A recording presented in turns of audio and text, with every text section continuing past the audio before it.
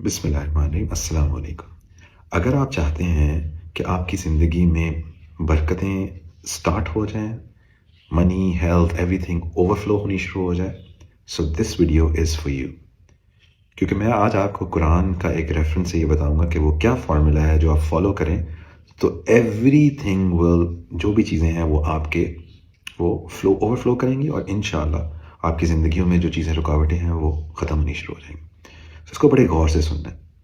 तो अल्लाह ताला बिस्मिल्लाहिर्रहमानिर्रहीम, अल्लाह ताला कुरान पाक में फरमाते हैं कि लोग अगर प्रॉपरली ईमान लाएं और तकवा इख्तियार करें ना, तो मैं उनके लिए ब्लेसिंग आसमानों और ज़मीनों से खोल दूंगा।